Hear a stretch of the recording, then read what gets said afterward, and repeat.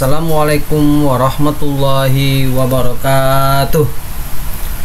Baiklah anak-anak sekalian, berjumpa lagi kita kali ini mempelajari yaitu materi modul 5, zakat, infak, dan sedekah. Baiklah anak-anak sekalian, sebelum memasuki materi, adapun tujuan pembelajaran kita yang pertama itu adalah peserta didik mampu memahami zakat, infak, dan sedekah. Yang kedua, peserta didik bisa membedakan zakat, infak, dan sedekah. Untuk pelajaran 4 di kelas 5 materi Ajar Pai ini anak-anak sekalian, sebelum kita memasuki materi, terlebih dahulu kita berdoa. Bismillahirrahmanirrahim. Rabbi shrahli sadri wa yassirli amri wahlul 'uqdatam min lisani yafqahu qawli. Rabbi zidni ilma warzuqni fahma. Oke anak-anak sekalian, sebagaimana yang sering kita sepakati, yaitu kesepakatan kelas sebelum memulai pembelajaran. Di sini anak-anak kan sudah mengerti dan sudah tahu apa-apa saja kesepakatan kelas kita yang telah kita bahas di awal pelajaran tahun ajaran baru kemarin. Baiklah anak-anak sekalian, untuk mengetahui pengetahuan awal untuk anak-anak sekalian, silakan anak-anak sekalian mencatat ini ya anak-anak, yaitu apa yang dimaksud dengan zakat, apa sebagian harta yang dimiliki harus kita berikan kepada fakir miskin, sebutkan satu manfaat hidup berbagi, dan apa yang dimaksud dengan sedekah. Itu anak-anak sekalian silakan ditulis isinya. Itu ada 4 butiran, silakan anak-anak tulis. Nanti setelah selesai anak-anak kumpul dan Bapak akan paparkan apa saja kekurangan dan yang telah menjawab benar dari pengetahuan awal kita ini.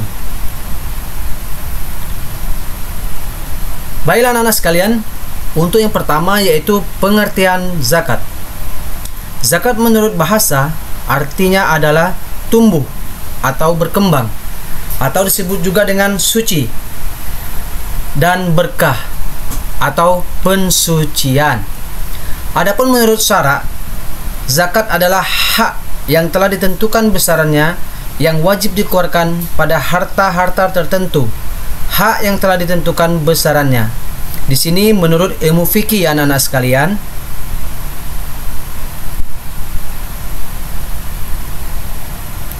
nah, di sini ada pembagian zakat. Zakat itu ada 2 macam. Yang pertama zakat fitrah atau zakat jiwa, yaitu dikeluarkan pada bulan Ramadan, hukumnya wajib berupa bahan makanan pokok dan jumlahnya 2,5 kg atau 2,5 kg atau 3,5 liter. Ini makanan pokok ya, bisa beras. Misalkan di tempat kalian itu ada beras, jadi kita menggunakan beras. Misalkan di bagian Indonesia bagian timur, dia menggunakan gandum, dia membayar zakatnya dengan gandum. Sama besarannya anak-anak sekalian, 2,5 kilo atau 3,5 liter. Namun di kita kebanyakan itu menggunakan timbangan 2,5 kilogram. Dan itu dikeluarkan bisa juga selama bulan Ramadan. Maksudnya di sini anak-anak sekalian, selama bulan Ramadan itu adalah awal dari puasa sampai akhir puasa. Akhir puasa itu maksudnya sebelum matahari terbenam di saat malam 1 Syawal. Yang kedua, zakat mal atau zakat harta. Nah, di sini ada pembagiannya zakat dari zakat mal ini ya anak-anak sekalian. Itu ada zakat mal, yaitu ada bagiannya banyak sekali. Di sini ada hasil perniagaan, pertanian, perkebunan, penangkapan ikan, peternakan, barang temuan, emas dan perak, serta zakat profesi. Masing-masing memiliki perhitungan dan ketentuan sendiri. Syaratnya di sini milik sendiri, mencapai 1 tahun haul atau haul, dan mencapai nasabnya. Oke anak-anak sekalian, untuk di zakat mal ini itu ada bilangan atau perhitungan masing-masing. sudah kita bahas sebelumnya, itu ada beberapa seperti hasil perniagaan. Hasil perniagaan itu sama saja anak-anak sekalian dengan zakat emas, seperti itu boleh, itu 2,5%. Pertanian ini ada pembagiannya ya anak-anak sekalian, ada dia dengan 10% dan 5%. Misalkan hasil pertanian dari padi, misalkan padinya itu terdiri dari sudah dibayar atau ada beban dari pembayaran upah airnya, upah bersihnya, upah penggilingan, itu dibayar 5%. Namun kalau gabah itu belum digiling atau masih berbentuk gabah, itu zakatnya 10%. Sama halnya dengan zakat penangkapan ikan, perkebunan, itu ada masing-masing ya anak-anak sekalian. Emas dan perak itu sama. Dan ini di sini juga ada yang zakat barang temuan. Barang temuan itu adalah 20%. Itu nanti kita bahas lebih dalam lagi di bagian pembagian zakatnya. Oke, anak-anak sekalian, zakat juga termasuk rukun Islam. Nah, di sini rukun Islam itu ada 5. Yang pertama syahadat, sholat, puasa, zakat, dan haji. Nah, zakat itu termasuk rukun, sehingga zakat hukumnya wajib bagi setiap muslim yang telah memenuhi syarat-syarat tertentu. Dalil zakat itu terletak di Quran surat At-Taubah ayat 103, yang artinya, ambillah zakat dari sebagian harta mereka, dengan zakat itu kamu membersihkan dan mensucikan mereka. Jadi untuk anak-anak sekalian yang belum tahu bahwa zakat itu wajib, zakat fitrah untuk kita pensucian, dan zakat mal atau zakat harta tadi untuk yang sudah mampu dan mencapai haul atau nisab tadi anak-anak sekalian.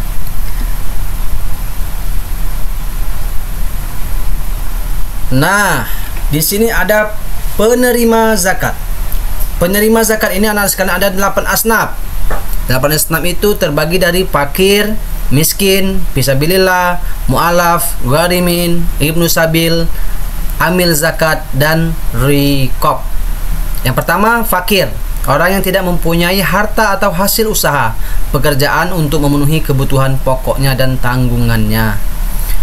Yang kedua itu orang miskin, orang yang mempunyai harta dan hasil usaha tetapi masih tidak cukup untuk memenuhi kebutuhannya. Yang ketiga, fisabilillah, yaitu orang yang berjuang di jalan Allah seperti berperang, berdakwah, dan menerapkan hukum Islam. Terus mu'alaf ini kelompok orang yang dianggap masih lemah imannya karena baru masuk Islam. Nah, mu'alaf ini anak-anak sekalian itu wajib kita kasih zakat karena dia baru masuk Islam atau orang yang masih lemah atau belum ada penghasilan seperti itu. Lanjut, gharim, yaitu orang yang memiliki hutang, menanggung hutang dan tidak sanggup membayarnya. Ini seperti contohnya apa, Pak? Ini contohnya anak-anak sekalian. Jika gharimin itu adalah dia membangun masjid, namun dalam perjalanannya dia membangun masjid itu tidak cukup uangnya, jadi dia ada berhutang kepada seseorang seperti itu. Nah, itu wajib dibantu dengan menggunakan zakat. Ibnu sabil, orang yang terputus atau bekalnya dalam perjalanan, disebut musafir, dan para pelajar perantauan. Nah, ibnu sabil ini seperti orang yang kehabisan bekal seperti itu. Seperti misalkan kita lihat ya, ada jamaah tablik, seperti itu wajib kita kasih karena kemungkinan dia kehabisan bekal atau dalam perjalanannya orang pelajar, yaitu dalam perantauan yang belajar ilmu agama. Amil zakat. Nah, amil zakat ini adalah panitia penerima dan pengelola dana zakat, yang mana di sini anak-anak kan sekalian pernah melihat atau ibu dan bapak kalian itu pernah membayar zakat. Nah, itu ada yang penerima atau mengambil atau mengumpulkan harta-harta zakat itu. Nah, itu disebut amil zakat. Riqab itu adalah hamba sahaya atau budak yang mana dia baru dibebaskan atau baru merdeka. Nah, itu wajib kita memberi zakatnya. Manfaat zakat. Nah, yang manfaat zakat ini anak-anak sekalian ada 5 ya. Yang pertama, mempererat tali persaudaraan dengan masyarakat yang kekurangan dengan yang berkecukupan. Yang kedua, mengerti dan dengki sebagai pembersih harta dan jiwa. sebagai pengembangan potensi bagi umat Islam dan sebagai dukungan moral bagi orang yang baru masuk Islam. Selanjutnya yaitu pengertian dari infak. Infak berasal dari kata nafkah, artinya nafkah. Menurut istilah, menafkahkan atau membelanjakan sebagian harta benda yang dimiliki di jalan Allah Subhanahu wa taala dalam waktu yang tidak terbatas. Menafkahkan harta di jalan Allah itu ada dua, yaitu wajib dan sunnah. Yang wajib yaitu disebut zakat dan yang sunnah disebut dengan sedekah. Nah, jadi nafkah ini anak-anak sekalian yaitu kita menafkahkan atau membelanjakan sebagian harta benda yang kita dimiliki untuk jalan Allah Subhanahu wa taala. Dan waktunya itu tidak terbatas. Jadi boleh kapan kalian atau kita mau berinfak itu boleh. Kapan saja waktunya boleh. Misalkan saat Jumat mau berinfak boleh. Saat mau masuk Idul Fitri, Hari Raya Idul Fitri, berinfak boleh berinfak. Di saat bulan Ramadan boleh, di hari-hari biasa boleh. Tidak terbatas untuk waktu ya anak-anak sekalian. Lanjut, keutamaan berinfak dalam Al-Qur'an. Nah, ini sudah jelaskan juga anak-anak sekalian. Yang mana di sini disebutkan A'udzubillahi minasyaitonirrajim. Bismillahirrahmanirrahim. Lan tanalul birra hatta tunfiqu mimma tuhibbun wa ma tunfiqu min syai'in fa innallaha bihi alimun alim.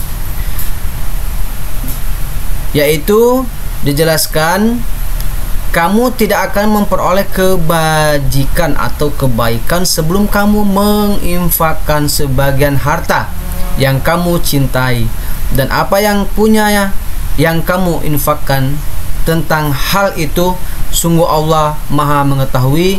Yaitu Quran Surat Ali Imran surah ketiga ayat 92. Nah, ini adalah keutamaan dan dalil dalam berinfak ya anak-anak sekalian. Lanjut, di sini masuk di keistimewaannya. Apa saja keistimewaan dan jumlah berinfak? Nah, di sini jelaskan juga orang yang berinfak akan diberikan kemudahan dalam hidupnya oleh Allah Subhanahu wa taala baik di dunia dan di akhirat. Jumlah dan waktu tidak ditentukan, yaitu sesuai dengan kemampuan yang dimiliki seseorang untuk tujuan kebaikan. Yang ketiga itu fungsinya. Apa fungsinya? Sebagai kesempurnaan iman dan Islam seseorang. Orang berinfak karena Allah Subhanahu wa taala, bukan karena orang lain. Orang berinfak karena keimanan kepada Allah dan meyakini keimanannya kepada Allah. Orang berinfak bukan meminta pujian atau sanjungan dari orang lain. Itu disebut dengan infak, kesempurnaan iman dan Islam seseorang tersebut. Masuk di sedekah. Pengertian sedekah. Nah, sedekah ini berasal dari kata sadaqah, artinya benar. Secara istilah, penyerahan suatu benda dari seseorang muslim tanpa dibatasi waktu dan jumlah tertentu untuk kebaikan semata karena Allah. Nah, sedekah ini anak-anak sekalian hampir sama dengan berinfak tadi, namun ada pembedaannya, yaitu di bagian kalau kita berinfak itu harus ada menggunakan materi seperti itu anak-anak. Nanti kita bahas di apa saja perbedaan dari infak, zakat dan sedekah tadi. Terus lanjut di sedekah ini hukumnya sunnah, yaitu sangat baik untuk dilakukan. Kenapa? Karena bersedekah itu adalah kita membantu seseorang sesama muslim atau tanpa dibatasi, dan itu juga kita dapat meringankan beban dari kerabat kita juga boleh. Seperti itu anak-anak sekalian. Nah, dalil tentang bersedekah ini di surah Al-Baqarah ya anak-anak sekalian 177, yaitu memberikan harta yang dicintainya kepada kerabat, anak yatim, orang-orang miskin, orang-orang dalam perjalanan musafir, peminta-minta, dan untuk memerdekakan hamba sahaya. Nah, ini dalil atau landasan menurut Al-Qur'an. Kemuliaan dalam bersedekah itu ada 3 di sini. Sedekah dapat meredam saat terjadi kebencian. Yang kedua, menghilangkan permusuhan dan pertikaian. Yang ketiga, mengeratkan hubungan kekerabatan. Di sini Bapak hanya tulis 3 saja anak-anak sekalian. Sebenarnya kemuliaan dalam bersedekah itu banyak sekali. Jika kita ingin memenuhi atau mengetahui wawasan yang lebih luasnya seperti itu. Namun di sini kita mempelajari 3 ini dulu anak-anak sekalian. Terus maksudnya apa ini Pak? Maksudnya sedekah dapat meredam saat terjadi kebencian. Nah, di sini sudah disebutkan juga. Karena apa? Karena bersedekah itu menghilangkan tadi sifat iri hati, sifat dengki, sifat pendendam, sifat sombong, seperti itu. Yang kedua, menghilangkan permusuhan dan pertikaian. Nah, jadi dengan sering-sering bersedekah itu dapat melembutkan hati dan menghilangkan sifat-sifat yang tercela. Mengeratkan hubungan kekerabatan. Di situ disebutkan juga kita bisa bersedekah dengan orang-orang terdekat kita atau keluarga-keluarga kita, itu boleh bersedekah. Itu dapat mempererat silaturahmi dan kekerabatan sehingga tidak ada lagi permusuhan atau pertikaian di antara sesama. Sudahkah kalian bersedekah hari ini? Nah, kenapa? Karena sedekah bagian dari tolong-menolong, saling bahu-membahu antar satu dengan yang lain. Dengan bersedekah kita dapat membantu sesama. Dengan bersedekah kita dapat meringankan beban dari orang-orang yang membutuhkan. Contoh bersedekah dengan mudah. Nah, bersedekah ini anak-anak sekalian itu sangat banyak sekali. Yang sering Bapak sampaikan seperti itu. Memberi uang boleh, makan dan minuman boleh, pakaian boleh, terus bahkan senyum juga itu termasuk dari sedekah. Jadi sedekah ini ruang lingkupnya lebar, tidak itu terbatas dari bentuk barang atau waktu tertentu seperti itu. Jadi dia ini luas seperti itu. Tidak hanya barang saja, dengan senyum saja kita bersedekah, dengan memberi minum kita bersedekah. Kita pernah lihat di di Mekah atau di Madinah itu banyak orang memberi minum. Terus kita lihat di jalan-jalan itu banyak orang yang ingin memberikan minum saat hari-hari panas seperti itu. Ada yang namanya minuman gratis. Itu adalah sedekah dari orang-orang yang mempunyai keuangan yang lebih seperti itu. Terus ada yang memberi makanan setiap Jumat, kan kita sering lihat anak sekalian di perjalanan itu dia memberi makanan, itu juga termasuk dari sedekah. Nah, setelah kita mempelajari antara zakat, infak dan sedekah, kita masuk di sini perbedaannya. Apa saja perbedaan dari zakat, infak dan sedekah tersebut? Nah, yang pertama, zakat. Zakat, infak dan sedekah, bentuk atau objeknya. Ini yang membedakan. Kalau zakat itu bentuknya harta, kalau infak itu berbentuk harta, sedekah tidak harus berupa harta, bahkan senyum juga bagian dari sedekah. Hukumnya apa? Kalau zakat itu hukumnya wajib jika memenuhi syarat dan ketentuan. Kalau infak bisa wajib, bisa juga sunnah yang kita bahas tadi. Yang ketiga itu sedekah. Sedekah itu hukumnya sunnah. Terus penerima. Nah, di zakat itu diberikan kepada orang tertentu, yaitu 8 golongan atau 8 asnaf tadi. Yang kedua itu infak. Infak penerimanya dapat disalurkan kepada siapapun, sama halnya dengan sedekah dapat disalurkan kepada siapapun. Namun bersedekah juga bisa dengan kerabat atau orang terdekat kita. Jadi itu anak-anak sekalian, silakan dipelajari apa-apa yang Bapak sampaikan tadi. Nanti untuk lebih lanjut kita akan mengulas lagi materi ini, dan anak-anak silakan dipelajari materi ini. Nanti untuk minggu depan Bapak akan kasih beberapa soal atau beberapa project yang akan kita kerjakan sama-sama. Baiklah, sekian, terima kasih. Wassalamualaikum warahmatullahi wabarakatuh.